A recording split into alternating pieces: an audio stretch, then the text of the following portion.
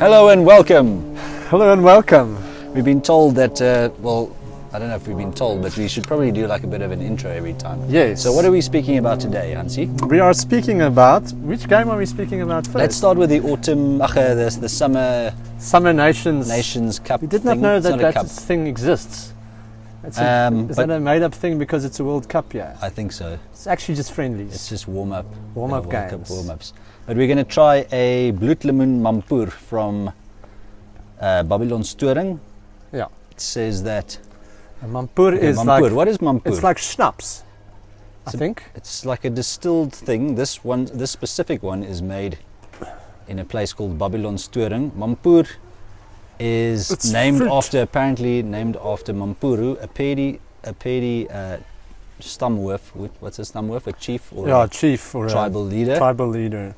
In the 19th century. It can be made from any fruit. And this one is specifically made out of Babylon Storing Bloedlemoen. And it's normally 50% alcohol. Blood orange? Yes, blood orange. We are currently close to reaching 1,000 subscribers that we can monetize. So please take the effort to subscribe. If you have not already. If you have not already subscribed, please, if you like what we're talking about, please subscribe. Even if you don't like what we're talking about. Yeah, just click on subscribe. Just help us out and subscribe. Huh. Is that going to make me pull a funny face? It will just make you blind. Just make you blind. Just like moonshine. Yeah, moonshine. It is completely see-through. Well, so where are we going to start for the summer internationals? Which one was first? I think it was Fiji. Scotland. No, before that. Yeah, Fiji beat Japan. Yeah, that was an interesting outcome. Did you watch that? I didn't watch it. I don't think it was broadcast on SuperSport on our channels. Yeah. Are we going to do this? Cheers. No. Cheers. It will be more fun after many beers. Yeah. Anyway. Definitely, you can feel it go down. Yeah, it's making its way down towards the stomach area. Yeah, so that's an interesting outcome. We didn't watch the game, so we can't really comment. But yeah, interesting that Fiji beat Japan. Yes. I always had this idea in my mind that Japan is like this rugby nation on the rise. Yeah, becoming one of the stronger nations. Yeah, so I think if you think about the World Cup, I think that they are perhaps going to struggle to get out of their pool. If you think, because I think I don't know, because a lot of guys are not playing their full strength teams and stuff. So I don't know that background. Maybe other people who watched it and so can comment on that. But Fiji won quite convincingly. And we're probably going to discuss it in depth just now about how much you can read into these games. Yeah. So for instance, Scotland, France. Yeah. So Scotland looked like a full strength team basically. It looked like their front ranked team. We recognised a lot of the guys. Yeah. Pierre Skuman. Yes, Dempsey at 8th man and Finn Russell. And Darcy Graham and Duan van der Merwe, pretty much full strength squad as far as I could tell. Whereas the French were a second team. Yes. Like I didn't recognise anyone. Yeah, and even a mention of guys that they kept from playing in the under-20 World Championships because he wanted to involve them in the full squad. How sweet is this beer after drinking that? Yes, yeah. Anyway. And I recognised one or literally like 3 names. Yeah. And they kept referring to them as youngsters, and they started extremely well. Yeah, very very strong. It was typical like French sort of counter-attacking. Yeah. Creating something out of nothing. And then somehow, I mean, they went so far ahead that I thought it was going to be a bit of a drubbing, and then Scotland sort of stayed in the game. Yes. But you know, in the second half, obviously scoring that try. Yeah.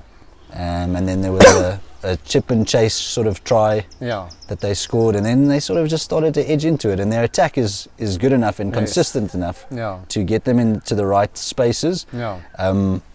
I thought that Finn Russell's kicking put them into the right areas of the field. Kick on Darcy Graham, a cross-field kick which he just managed to ground. You don't know how he got to the ball first. If you look at the position of the French player, he's sort of got his hand in front of the guy.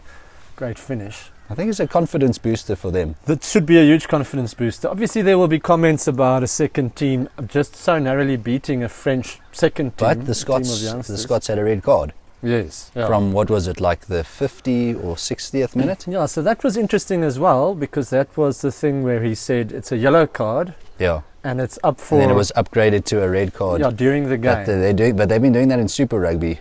Is it? Okay. Yeah. It's the first time I actually saw it happen on TV. Yeah. So interesting. So, yeah, I think that was a bit of a leveler, but definitely, I mean, a home ground advantage. Second string French team. I don't think we can suggest that Scotland's going to win the World Cup, but I think we can say that they are going to be a serious threat to the Springboks or Irish to our pool, to getting out of the pool. Yes. Yeah, I think what's going to play a part for them possibly is how they use their squad, because in the previous World Cup we had a distinct A and B team. There were certain matches where we played a B team, certain matches where we played our A team, and that helped us to manage the fitness of the players through the tournament. And the slightly smaller teams like Scotland, I'm not sure if they can do that. So that would be interesting to see how they use the squad. And this time around in our pool, I mean, we won't be able to do... Yeah, I mean, Tonga is going to be a strong team. And then Scotland and Ireland will play our full-strength squads. Those are playoff games for us. Yeah. We have to win those. Or at least one of them. So it's going to be completely different. But in any case, so, yeah, good win for Scotland. Not done for France. There's almost nothing they can read into it. I think it was like a trial for them, a tryout, to see who they will take with. Yeah. And a few guys, especially the outside backs and stuff, I thought played really well. Yeah. And they've got a lot of depth. So much depth. Yeah. It's scary. Yeah. And it was England-Wales. England-Wales, yeah. That was a bit of a snore fest until half-time. It was just an exchange by the kickers. It was 9-6 at half-time or something. Yeah. And then the Welsh sort of pulled away. They scored 2 good tries. Excuse me. It's that stuff. That's that Mampool. Both teams picked like fairly strong teams, I thought. Yeah, I actually thought it was their A teams. Yeah. The English, I mean, it looked like their A team other than like Sinclair, who came off the bench. Who I would think would start. Yeah. But yeah, that's 6 games, only 2 wins for what's his name, Borthwick. Yeah. Yeah, I think it was Clive Woodward said that is one of the worst England performances he has ever seen. The Welsh game. The game now this weekend. So that's on the eve of a World Cup. That's sort of not the kind of thing you want to hear, really. No, but it would have been a booster for Wales. I mean, they've had a very, very rough. Yeah, 6 Nations. Yeah. They lost to Georgia. They lost to Italy. Yeah. So I think that will put them in good stead, to take some confidence going into the World Cup. No, definitely. They badly need it. Maybe someone can comment and just say whether that was England's first team, the A team, but it looked like it. I recognised most of the names. Yeah, Stewart at fullback. Yeah, I'm not sure who they. Henry Slade Don Brandt played, and lots of names that we know. Yeah. So Marcus Smith. I don't see any of the Vanapolas. I don't know if they're around. If they're in the mix. No, I think they've picked a fairly strong team, and I think that's where the disappointment comes in.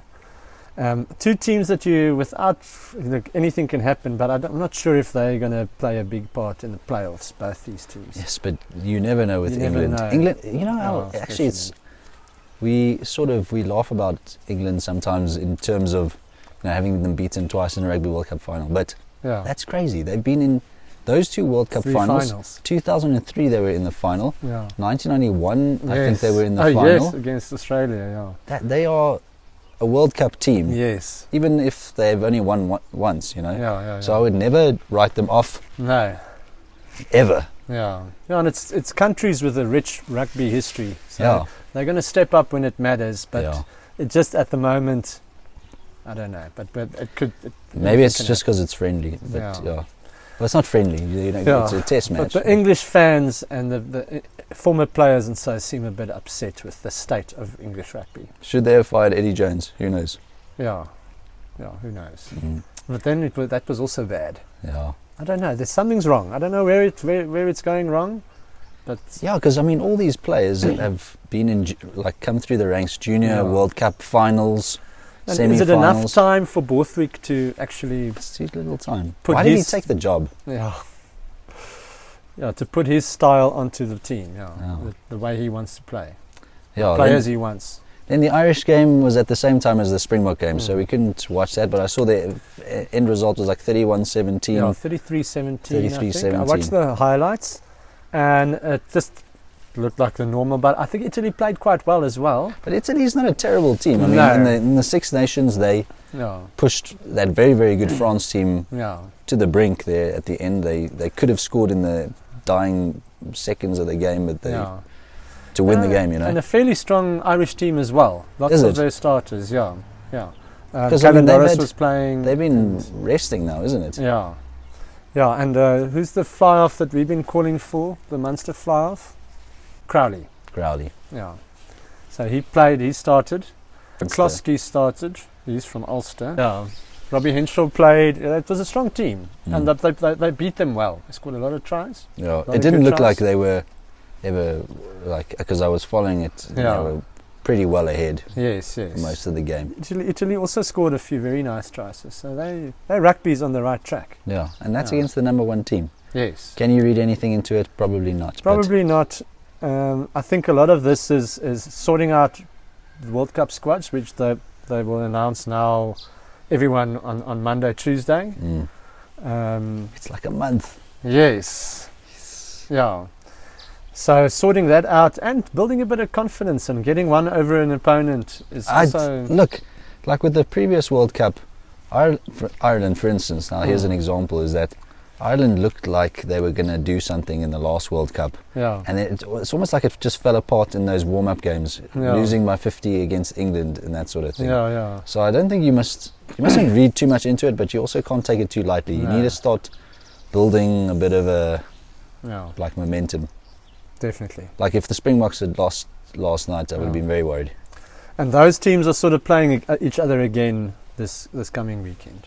So the next game, England's playing Wales again, but they're playing in England. Okay. And I think Scotland, France, they're sort of kind of playing. So the Summer Nations thing is carrying on. Yeah. The Springboks aren't playing next week. Yeah. We're only playing Wales the weekend after the 19th. Yeah. Yeah. Anyway. Okay. Interesting. Cheers.